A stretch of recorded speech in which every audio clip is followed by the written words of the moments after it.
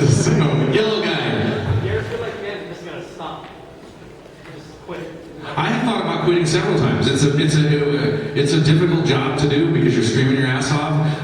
For many years, the pay was extraordinarily low with no residuals or anything, and I was dealing with a lot of fan hatred and a lot of questions I didn't want to hear and a lot of constant stuff. But there's two reasons I do it. I made a commitment many years ago when I moved to New York that they were going to replace me, and I really care much. I care very much about voice acting and voice actors, and it angers me that producers think it's okay and nobody gives a shit when you replace the voice, even though I'm a replacement. And so I told myself that if I ever got something like that, I was never going to let it go, no matter what the cost, because I wanted to have a legacy if I had children, and I'm probably not going to have children, so at least for children, that they would have a consistent voice for an entire series. I think it's incredible. I was watching, when I was watching the real Ghostbusters or something in the 80s, they replaced the voice, and I was furious. I'm like, well, you didn't replace his face. Why are you replacing his voice? It's part of the thing. So, and as a kid, they replaced Ronald McDonald. I'm like, Ronald McDonald's different. I don't give a shit anymore. So I really wanted to give that to fans of the show. And so, I love playing the character mostly because of what it means to you. It's a difficult job, and I love what it represents, and I love what Dragon Ball Z does for people. I do love the art style. I do genuinely like Akira Toriyama's art style, and I love what Goku represents. I love most of the characters in Dragon Ball Z, even ones I don't play more than Goku. I love playing King Kai, I love Piccolo, and I've become a big Vegeta fan lately, especially because I've just really started appreciating Chris's work more, because he's my bro, we work together, you don't really notice it, and then one day you wake up and go, wow, he's really freaking good at that. Like, he's really amazing at it. I never ever told him, and since I've told him, because you changed my opinion of him now. I take advantage of that all the time. I'm like, but Sean, I'm so amazing. He does. Why don't you get me some coffee or something? No, Sean has always been like irreplaceable voice. Like, even if we did want to replace Sean, there's no. They do. No, I'm kidding. Maybe somebody does. Somebody does. But Sean's unreplaceable. Like, we can't. You could probably replace me with Lonnie Bator from Team 4-Star, and you might not even know the difference. But I don't think anyone has been able to really kind of capture what Sean does for Goku. I'm doing my thing. It's a complicated. Well, thank you. It is a.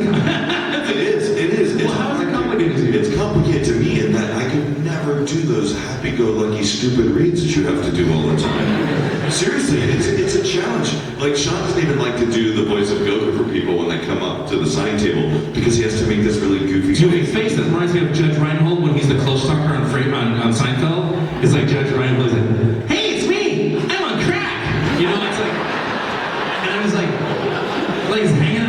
One day I was thinking, if I got in shape enough and I had to play Goku in a live-action film, how could I translate the voice in a believable way and not be on camera like this all the time? I'm like, it'll never happen. But they have to CGI your eyes. Yeah, CGI something and be believable. Some producer be like, we can't go. Or do I need to take up a cocaine habit or something? I don't know. Sean, they probably just have to put these green key on my eyes.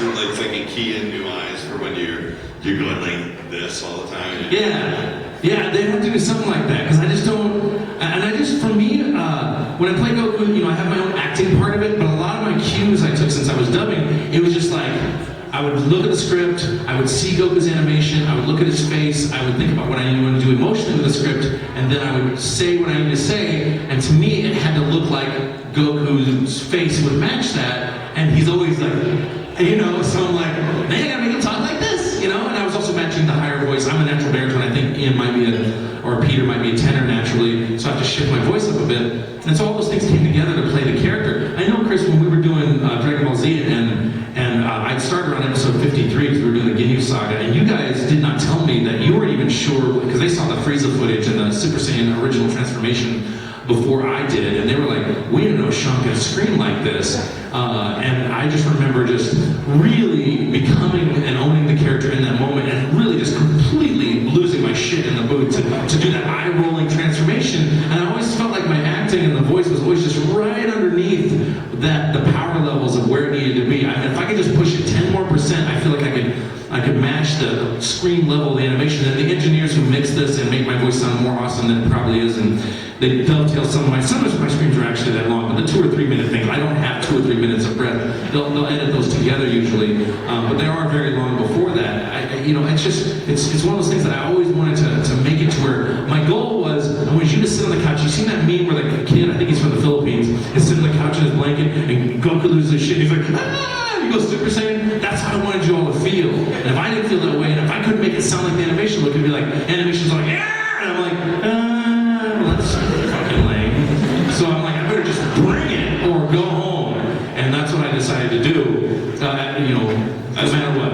As the voice director, whenever I bring in a new cast member that hadn't worked on Dragon Ball before, whenever we get to our first scream of any sort, I basically say, look, there's 2 ways we can handle this.